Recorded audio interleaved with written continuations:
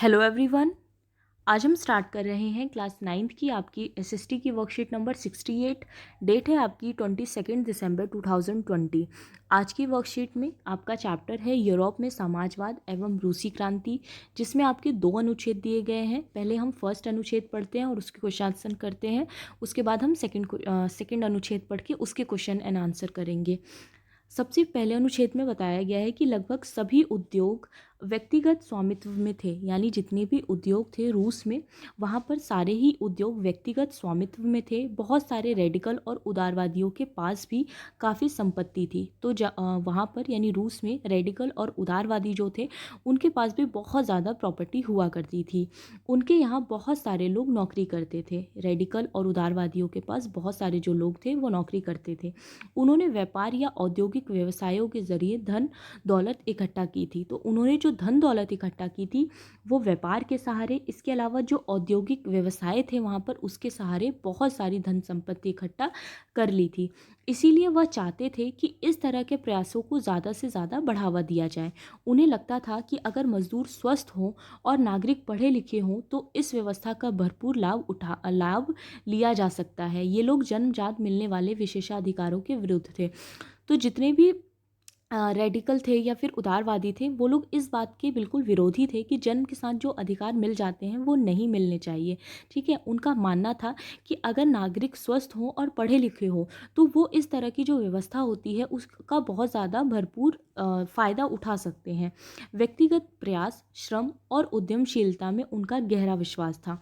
उनकी मान्यता थी कि यदि हर एक को व्यक्तिगत स्वतंत्रता दी जाए, गरीबों को रोजगार मिले और जिनके पास पूंजी है उन्हें बिना रोक टोक काम करने का मौका दिया जाए तो समाज तरक्की कर सकता है। तो उनका कहना था कि यदि रोक टोक ना की जाए, ठीक है, इसके अलावा आपका गरीबों को अगर हम रोजगार दें, जिनके पास पूंजी है उन्हें बिना रोक टोक के काम करने का मौका दिया जाए, तो उससे क्या होगा कि समाज जो है वो हमारा तरक्की करेगा, आगे बढ़ेगा। हमें लोगों को स्वतंत्र करना होगा, व्यक्तिगत स्वतंत्रता देनी होगी, तभी जो हमारी सोसाइटी है वो आगे बढ़ सकती है।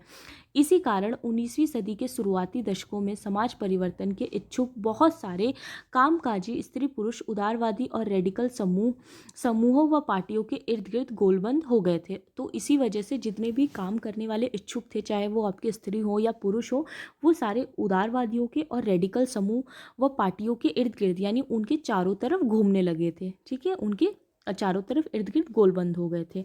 उसके बाद आपके क्वेश्चन आंसर दिए गए हैं। फर्स्ट क्वेश्चन दिया गया है अनुच्छेद 1 का कि सही विकल्प का चयन कीजिए।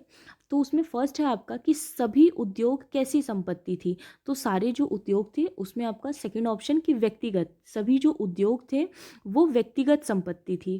क्वेश्चन सेकंड है आपका कि इन उद्योगों के स्वामी और नौकर कौन थे। तो इन उद्योगों के जो स्वामी थे रेडिकल और उदारवादी स्वामी थे। इन उद्योगों के रेडिकल और उदारवादी स्वामी थे। इसके अलावा कारखानों में काम करने वाले जो लोग थे, मजदूर थे, वो नौकर थे। ठीक है, तो स्वामी आपके रेडिकल और उदारवादी थे और नौकर आपके मजदूर थे। क्वेश्चन थर्ड है आपका रिक्त स्थान भरिए, fill in the blanks fill करना है आपको, जिसमें है कि रेडिकल और उदारवादियों ने डैश के जरिए धन दौलत इकट्ठा की थी। तो इसमें आपका आंसर आ जाएगा कि रेडिकल और उदारवादियों ने व्यापार या औद्योगिक व्यवसायों के जरिए धन दौलत इकट्ठा की थी। ठीक है, तो आप फिल इन द ब्लैंक्स में व्यापार और औद्योगिक ये लिखेंगे कि व्यापार और या औद्योगिक व्यवसायों के जरिए उन्होंने बहुत सारा धन दौलत इकट्ठा कर लिया था।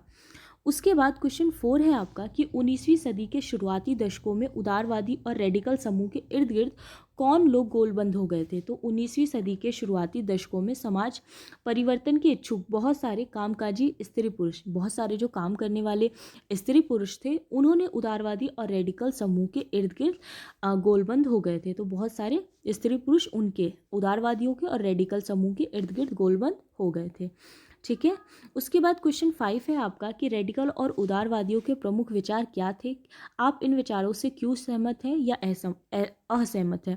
तो आपको बताना है कि रेडिकल और उदारवादियों के क्या विचार थे। इसके अलावा आपको ये मेंशन करना है कि आप उनके विचारों से सहमत हैं या फिर असहमत हैं। तो रेडिकल और उदारवादी जन्मजात मिलने वाले विशेष अधिकारों के खिलाफ थे। तो वो बिल्कुल इस बात से मना करते थे कि हमें जन्म के साथ किसी तरह का अधिकार नहीं मिलना चाहिए। इसके अलावा इनका निजी संपत्ति में विश्वास था। ये निजी संपत्ति में भरोसा रखते थे। उद्योगों में भी ये निजी संपत्ति को ही सपोर्ट करते थे। तो हम उनके विचार से सहमत हैं, क्योंकि मानव विकास के लिए क्योंकि ये लोग व्यक्तिगत स्वतंत्रता की भी बात करते थे कि अगर व्यक्तिगत स्वतंत्रता होगी, छूट दी जाएगी, तो हमारे समाज को विकसित किया जा सकता है। ठीक है, तथा निजी संपत्ति में विश्वास आवश्यक है। तो इसीलिए इनके जो विचार थे वो सही थे, तो हम इनके विचारों से सहमत हैं। ठीक है, फिर आपका सेकंड अनुच्छेद दिया गया है, जिसमें स्टार्ट किया गया है आपके कार्ल मार्क्स से, कि कार्ल मार्क्स 1818 और 1882 और फ्रेडरिक एंगल्सन जो थे 1820 से 1895 ने इस दिशा में कई नए तर्क पेश किए। मार्क्स का विचार था कि औद्योगिक समाज पूंजीवादी समाज है। तो इनका मानना था, जो कार्ल मार्क्स थे, कि औद्योगिक जो समाज है ये पूंजीवादियों का समाज है। फैक्ट्रियों में लगी पूंजी और पूंजीपतियों का स्वामित्व है, और पूंजीपति का मुनाफा मजदूरों की मेहनत से पैदा होता है। तो उनका कहना था कि फैक्ट्री में जो भी इतना मुनाफा होता है ये सारा का सारा मजदूरों की मेहनत है। मेहनत मजदूर करते हैं, बल्कि फ़ायदा कोई और उठा के लेके जाता है, ऐसा कार्ल मार्क्स का कहना था। मार्क्स का निष्कर्ष था कि जब तक निजी पूंजीपति इस तरह मुनाफे का संचय करते जाएंगे, यानी वो मुनाफा ऐसे मतलब संचय यानी उसको इकट्ठा करते जाएंगे, तब तक मजदूरों की स्थिति में सुधार नहीं हो सकता। वो कहते थे कि जब तक बड़े लोग जो ये पूंजीपति हैं ये लोग सारा का सारा मुनाफा हड़पते जाएंगे, तब तक जो मजदूर हैं उनकी स्थिति नहीं सुधर सकती। अपनी स्थिति में सुधार लाने के लिए मजदूरों को पूंजीवाद व निजी संपत्ति पर आधारित शासन को उखाड़ फेंकना होगा। तो कार्ल मार्क्स का कहना था कि जब तक जो मजदूर है वो पूंजीपति वो निजी संपत्ति पर आधारित ये शासन व्यवस्था को नहीं उखाड़ के फेंक देते, तब तक इनकी स्थिति नहीं सुधरेगी। मार्क्स का विश्वास था कि खुद को पूंजीवादी शोषण से मुक्त कराने के लिए मजदूरों को एक अत्यंत भिन्न किस्म का समाज बनाना होगा। तो वो कहते थे कि उनको यानी मजदूरों को एक अलग सोसाइटी बनानी होगी। वो मजदूरों को बहुत ज़्यादा सपोर्ट करते थे, जो कार्ल मार्क्स थे, जिसमें सारी संपत्ति पर पूरे समाज का यानी सामाजिक नियंत्रण और स्वामित्व रहेगा। तो वो कहते थे कि एक ऐसी सोसाइटी बनानी पड़ेगी जिसमें सारी संपत्ति पूरे समाज का यानी सामाजिक नियंत्रण और स्वामित्व, यानी जितनी भी संपत्ति होगी उसके ऊपर सबका कंट्रोल होगा, ना कि सिर्फ पूंजीपतियों का। उन्होंने भविष्य के इस समाज को साम्यवादी यानी कि कम्युनिस्ट समाज का नाम दिया। मार्क्स को विश्वास था कि पूंजीपतियों के साथ होने वाले संघर्ष में जीत अत्यंत मजदूरों की ही होगी। वो कहते थे कि इस संघर्ष में जो जीत होगी वो मजदूरों की ही होगी। उनकी राय में कम्युनिस्ट समाज ही भविष्य का समाज है। वो कहते थे जो कम्युनिस्ट समाज है वही भविष्य का समाज है, वही सबसे अच्छा समाज है। उसके बाद अनुच्छेद 2 के आपके क्वेश्चन आंसर दिए गए हैं। फर्स्ट है कि रिक्त स्थान भरिए। मार्क्स का विचार था कि औद्योगिक समाज पूंजीवादी, वो मानते थे कि औद्योगिक समाज जो है वो पूंजीवादी समाज है। क्वेश्चन सेकंड है आपका, पूंजीवादी समाज में उद्योगों पर मजदूरों का स्वामित्व होता है? तो बिल्कुल नहीं, असत्य। ठीक है। क्वेश्चन थर्ड है आपका, मार्क्स के अनुसार मजदूरों को एक भिन्न किस्म का समाज क्यों बनाना होगा? तो इसमें आपका आंसर होगा कि मार्क्स के अनुसार समाजवादियों की शोषण से मुक्त होने के लिए मजदूरों को एक भिन्न किस्म का समाज बनाना होगा। अगर जो मजदूर है वो अब इस शोषण से मुक्त होना चाहते हैं तो उन्हें इस तरह का समाज बनाना ही होगा, ऐसा कार्ल मार्क्स कहते थे। ठीक है। उसके बाद क्वेश्चन 4 है आपका कि वाक्यों को सही करके पुनः लिखिए। तो यहाँ पे जो वाक्य दिए गए हैं, ये जो वाक्य दिया गया है ये गलत दिया गया है, तो इसे सही करके लिखना है। तो मार्क्स को विश्वास था कि पूंजीपति ही मजदूरों के साथ होने वाले संघर्ष में अंततः जीतेंगे।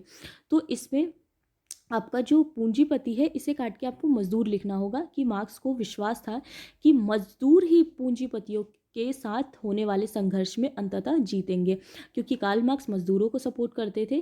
ठीक है, तो वो मानते थे कि अगर इनको स्थिति सुधारनी है तो इनको संघर्ष करना पड़ेगा और लास्ट में जो मजदूर हैं वही जीतेंगे। उसके बाद है कि मार्क्स और एंगल्स के अनुसार पूंजीपति का मुनाफा किसकी मेहनत से आता है?